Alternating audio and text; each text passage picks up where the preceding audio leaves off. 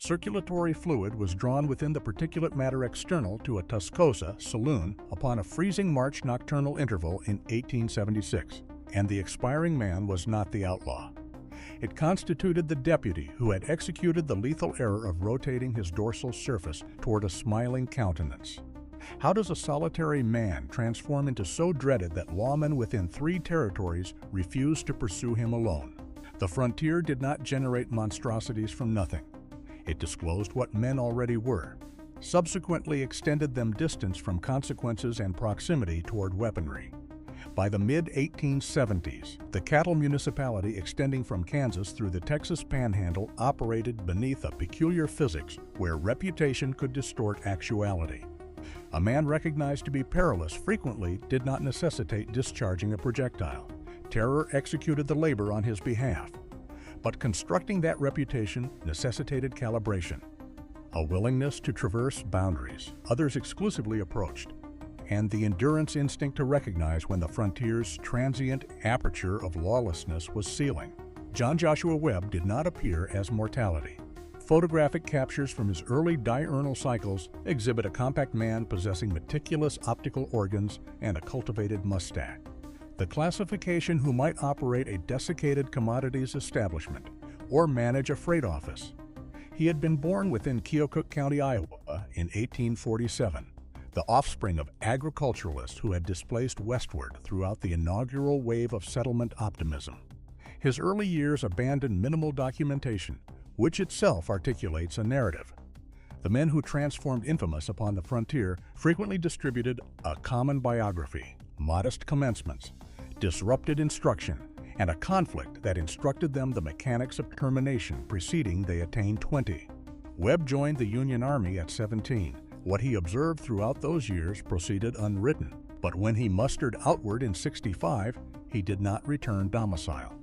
The post-conflict economy extended youthful men absent territory or vocation 2 dependable trajectories toward income: bovine specimens or violence, and frequently both. Webb drifted through Kansas, laboring as a teamster and occasional ranch operative, acquiring the cadences of the bovine commerce and the unwritten codes of the trail. Somewhere within those years between military discipline and civilian liberation, he possessed something valuable. He was expeditious, not exclusively rapid with a pistol, though that carried significance, but expeditious within the configuration that determines gunfights preceding they transpire. Expeditious to recognize peril, expeditious to act while others calculated probabilities, and expeditious adequately to endure errors that terminated more gradual men. By 1877, Webb had gravitated toward Dodge City, Kansas, which constituted less a municipality than a processing nucleus for Texas Longhorns and the men who propelled them. Dodge positioned itself at the intersection of bovine economics and railroad logistics, which signified it concentrated colossal currency currents through a population that peaked seasonally and possessed 0 foundations. The permanent inhabitants, perhaps 800 entities, furnished services toward the thousands of transient cowboys, teamsters, hunters, and drifters who cycled through each annum. Law enforcement within such a location was not regarding justice. It was regarding governing chaos merely adequately to preserve the currency flowing. The marshal's office necessitated men who could enforce order absent triggering the classification of violence that would alarm the railroad investors or eastern bovine purchasers. They necessitated men who could be selectively brutal. Webb transformed into a deputy beneath Charlie Bassett, who operated a constricted operation by Dodge standards. The occupation compensated irregularly, but extended opportunities.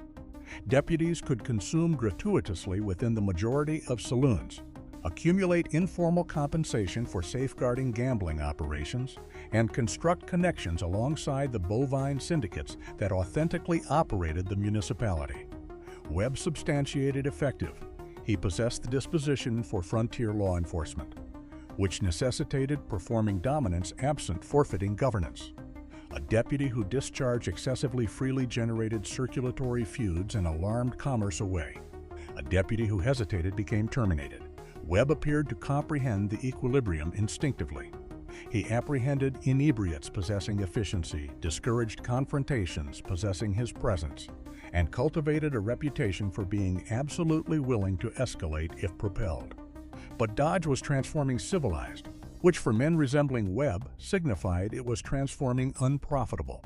The Municipality Council commenced enacting ordinances against transporting firearms north of the dead line, the imaginary demarcation that partitioned the respectable district from the vice region. Railroad executives desired Dodge to shed its violent reputation. Eastern newspapers had commenced designating it the most wicked municipality within America, which impaired bond transactions and rendered investors apprehensive. By 1878, the most untamed diurnal cycles were concluding. Webb recognized the pattern. Frontier municipalities possessed an existence cycle. They commenced within chaos, attracted men who flourished within chaos, subsequently gradually imposed order, and expelled those identical men. If you did not depart ahead of that transition, you concluded upon the erroneous flank of the very statutes you had once enforced. He drifted southward toward Las Vegas, New Mexico territory, arriving within late 1879, merely as the Atchison-Topeka and Santa Fe Railroad propelled through. Las Vegas constituted everything Dodge had been 5 years earlier: lawless, currency-saturated, and operated by whoever could sustain it. 2 municipalities authentically occupied the location. Old Town positioned itself upon the western flank of the Galinas River, a conventional Hispanic plaza settlement possessing adobe architecture and established lineages. New Town emerged upon the eastern flank vertically across nocturnal interval, a chaotic assembly of frame structures, tents, and saloons accommodating railroad laborers and speculators. The cultural collision generated jurisdictional bewilderment. Whose law applied? Who possessed authority to apprehend whom? Within that bewilderment, Webb located opportunity. He inaugurated a saloon, partnering alongside men who had pursued comparable trajectories from Kansas bovine municipalities. The saloon extended concealment and income, but Webb's authentic value was his willingness to resolve disputes that could not traverse through official channels. He transformed into a fixer, the man you engaged when you necessitated someone injured or alarmed or extracted. The labor necessitated discretion. A public termination imported attention, but a man who vacated municipality subsequent to a composed discourse alongside Webb persisted absent. He cultivated companionships alongside the loosely organized collective that would transform into recognized as the Dodge City Gang. Transplants from Kansas who recognized that New Mexico's territorial status and deficient law enforcement generated opportunities for men willing to obscure the demarcation between lawful and criminal enterprise. Then arrived the spring of 1880, and Michael Kelliher. Comprehending what transpired necessitates comprehending what Kelliher represented. He constituted a youthful man, recent arrival, no significant connections, but he had executed the error of publicly disrespecting one of Webb's associates. The particulars persist contested. Certain accounts assert Kelliher accused a member of the Dodge City Consortium of deception at cards. Others intimate the conflict incorporated a woman.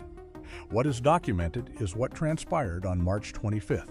Webb and another man confronted Kelliher upon the thoroughfare within broad illumination. Witnesses testified that Kelliher was unarmed. Webb discharged into his thoracic cavity. Subsequently, as Kelliher arrested hemorrhaging, Webb positioned himself above him and discharged again. The termination traversed a demarcation. It was excessively public, excessively manifestly homicide rather than self-defense. The Hispanic community within Old Town, already resentful of the Anglo newcomers and their informal violence, demanded prosecution.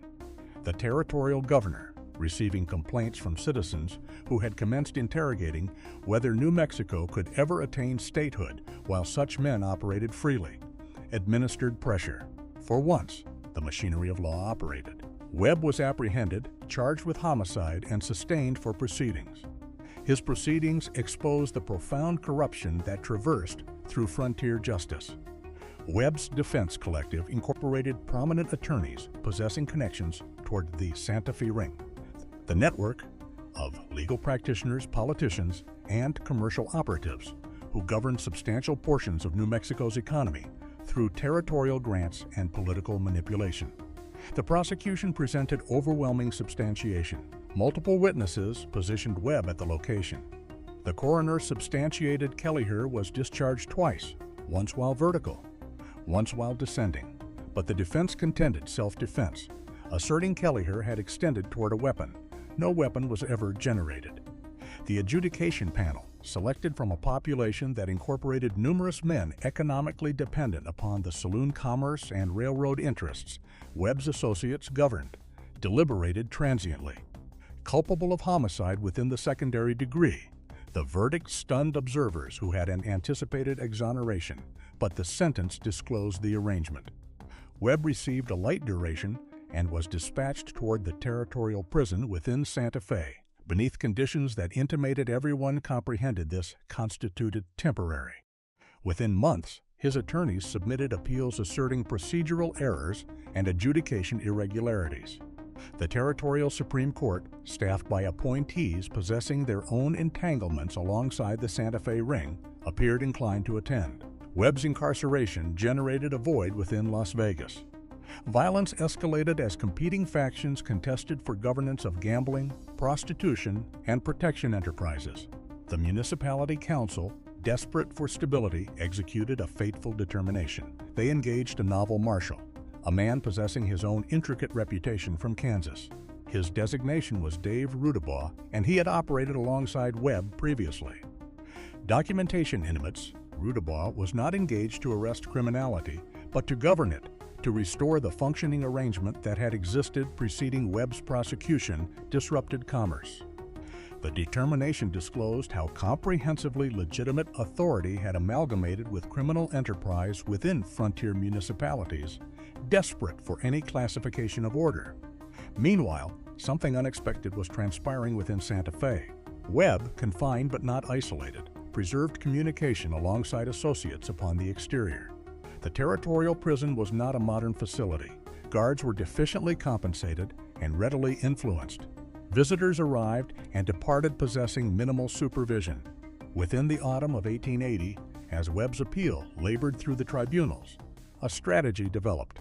It incorporated temporal precision, coordination, and the willingness of several men upon the exterior to hazard everything. On November 13, 1880, John Joshua Webb ambulated outward from the Santa Fe prison. He did not escape within the theatrical interpretation. He exclusively departed throughout visiting hours, attired within garments an associate had transported, transporting fabricated documentation that asserted he was being transferred. By the interval, authorities recognized what had transpired. Webb had evaporated into the network of ranches, concealments, and sympathetic contacts that traversed across the territory. A warrant was issued, compensations were posted, but pursuing Webb signified entering territory where strangers were observed, and lawmen frequently did not return. The escape transformed Webb from a local complication into a territorial mortification. Newspapers within Albuquerque and Santa Fe operated editorials interrogating whether New Mexico merited statehood when it could not preserve convicted murderers incarcerated. The governor, confronting pressure from Washington, demanded outcomes. Posses were configured. But here is where Webb's reputation transformed into a pragmatic obstacle. Scarce men desired to constitute the one who located him. Everyone recognized the narratives from Dodge. The accounts of men who had confronted Webb and forfeited. Compensations exclusively operate if someone endures to accumulate them. Webb expended the subsequent months displacing between concealments, apparently still coordinating alongside his commercial interests through intermediaries. He was not positioned subdued within the conventional interpretation. Documentation positioned him at various ranches within northeastern New Mexico, occasionally existing openly beneath a slender alias. The circumstance disclosed a fundamental vulnerability within territorial law enforcement. Federal marshals possessed jurisdiction, but constrained resources and colossal territory to encompass. Local sheriffs frequently lacked authority beyond county demarcations, or lacked the volition to exercise it. The outcome was a jurisdictional patchwork where a man possessing companions and currency could persist functionally imperceptible while existing within plain visibility. His liberation endured until April 1881, when an amalgamation of unfavorable fortune and betrayal terminated it. Webb executed the error of trusting someone who necessitated the compensation currency more than they dreaded retaliation. Particulars of his recapture persist obscure, but he was taken into custody within Kansas, apparently enticed there by someone he regarded an ally. This occasion, authorities accepted zero hazards. He was returned toward New Mexico beneath substantial guard and incarcerated beneath conditions architected to forestall another escape. But territorial politics persisted toxic. Webb's associates still possessed influence, and his attorneys persisted operating appeals. The legal maneuvering extended for months. Then, within mid-1882, the Territorial Supreme Court declared its determination. Webb's conviction was inverted upon technical grounds connected toward adjudication instruction. He would confront a novel proceeding, but given the temporal duration elapsed, the dispersal of witnesses, and the political pressure to advance forward, prosecutors silently permitted the instance to dissolve. John Joshua Webb ambulated free within late 1882, technically innocent of Michael Kellyher's homicide. His release should have constituted a triumph, but the frontier had altered throughout his incarceration. The railroad corporations, presently completely established, were propelling for law and order that safeguarded their investments. The Santa Fe Ring's authority was fragmenting beneath federal examination and internal rivalries. The untamed diurnal cycles when men resembling Webb could operate within the gray zone between law and criminality were concluding. Municipalities that once tolerated violence presently possessed civic organizations, ecclesiastical collectives, and commercial associations demanding respectability. The economic model had transitioned. Stability attracted investment more proficiently than chaos. Webb endeavored to return toward his former existence, discovered the space for men resembling him had contracted. His saloon within Las Vegas possessed novel proprietors. His former associates had either perished, been incarcerated, or advanced forward. The Dodge City Consortium had fractured. Certain members had been terminated within conflicts alongside Wyatt Earp and his fraternal relations within Arizona. Others had drifted into outright criminality, appropriating stagecoaches and railway transports, which imported federal attention that menaced everyone. Webb himself was designated. Law enforcement officials who could not convict him exclusively rendered explicit he was not welcome. Municipal councils enacted vagrancy ordinances architected to expel men absent visible legitimate employment. Webb displaced frequently, never quite settling, perpetually one stride ahead of some novel warrant or enraged familial member of someone he had terminated years preceding. The concluding chapter of his perilous years arrived not possessing a theatrical shootout, but a gradual recognition that he had outlasted his epoch. By the mid-1880s, Webb had drifted backward toward Kansas, laboring occasional occupations evading attention. Documentation from this interval is sparse. He surfaces within census documentation and several newspaper references. But the man who had once been excessively perilous to confront had transformed into merely another aging former gunman within a region that was expeditiously forgetting its violent history. The celebrity that once shielded him presently rendered him a liability. Employers did not desire the attention. Municipalities did not desire the reputation. He perished in 1890 within Arkansas, distant from the frontier that had rendered him dreaded. The circumstances were mundane. No concluding gunfight. No theatrical concluding resistance. He exclusively perished, likely from pathology within his early 40s, eroded from years of violence and arduous existence. The newspapers that troubled to observe his passing operated abbreviated obituaries that enumerated him as a former lawman and rancher, sanitizing an existence that had been constructed upon intimidation and homicide. Within a decade, even those who had recognized him personally struggled to retain particulars. The frontier possessed abbreviated memory for its monstrosities once they were securely deceased. But the apparatus that generated John Joshua Webb outlasted him by generations.